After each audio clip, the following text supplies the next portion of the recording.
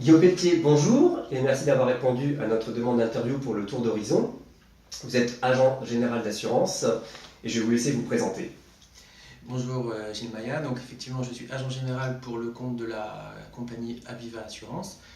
Notre agence est une agence historiquement familiale qui a démarré en 1980 à Fismes. En 1990, nous avons ouvert un portefeuille, une agence Boulevard de la Paix. J'étais associé avec ma maman dans cette structure. Elle est partie en retraite en 2015, date à laquelle je me suis associé avec Nathalie Dervin. Nous exerçons sous forme sociétaire, à savoir en SARL. Nathalie Dervin s'occupe de toute la partie assurance vie et moi de toute la partie assurance dommage. Nous sommes 7 au total, 2 collaborateurs à Fismes, 2 collaborateurs à Reims, et nous venons d'ouvrir en 2016 une agence à Dormans où il y a un commercial. Très bien. La sinistralité des immeubles a-t-elle augmenté ou a-t-elle baissé ces 10 dernières années? La sinistralité des immeubles n'a pas augmenté ni baissé de manière significative. Elle est toujours sensiblement dégradée. Plusieurs raisons à ça. On est face à un parc d'immeubles vieillissants.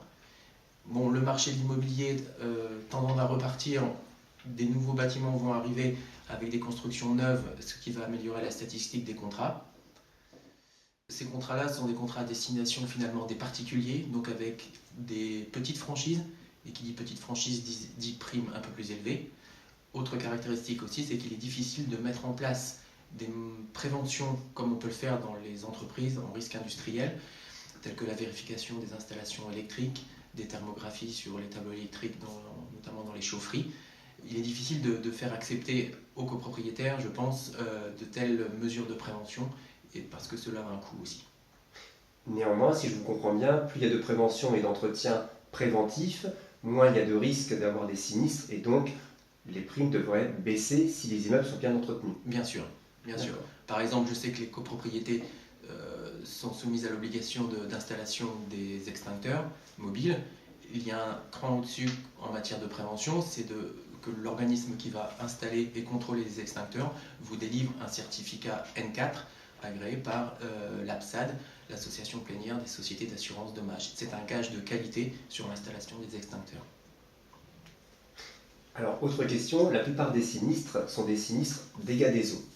On parle souvent de la convention CIDR et CIDCOP au niveau des copropriétaires.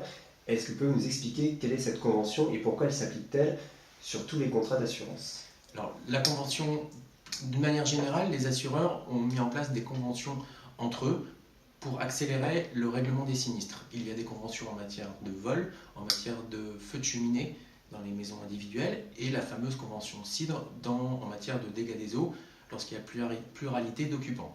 Cette convention a pour effet, donc, comme je l'ai dit, d'accélérer le règlement du sinistre.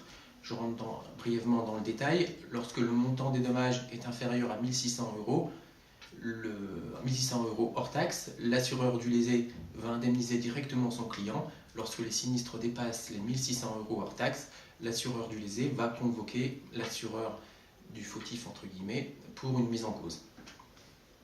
Et en matière de copropriété, c'est souvent l'assurance donc, de la copropriété qui va indemniser également des parties privatives si on dépasse le seuil des 1 600 € hors taxe. Également, tout cela dépend de l'origine du sinistre, puisqu'un dégât des eaux peut avoir une origine privative ou une origine copropriétaire, et les dommages aussi peuvent être soit des dommages immobiliers ou des dommages mobiliers. Très bien. Et entre les dommages mobiliers et les dommages immobiliers, il y a une différence au niveau du montant, je crois. Oui, puisqu'on va indemniser les dommages immobiliers jusqu'à hauteur de 240 €, on va indemniser sans mise en cause.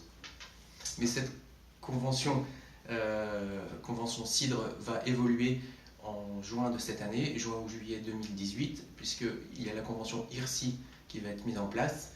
Pareil, elle a pour but aussi d'accélérer les indemnisations et aussi de limiter les frais d'expertise, puisque maintenant il y aura une expertise et une convocation au-delà de 5 000 € de dommages.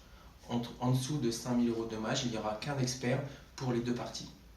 Et qui dit moins d'expertise, dit moins de charges sinistres pour les compagnies d'assurance, et qui dit limitation des coûts des primes d'assurance, ce qui ne va pas vous déplaire.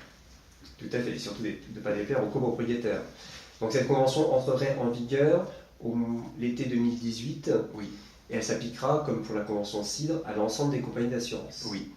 Très bien. Et au contrat existant, il n'y aura pas besoin d'avenanter ou de faire des mouvements sur le contrat. Ça s'appliquera de plein droit à tous les contrats en cours. Merci beaucoup Guillaume Pétier d'avoir répondu à nos petites questions. Je vous en prie. À très bientôt. À bientôt. Au revoir. Au revoir.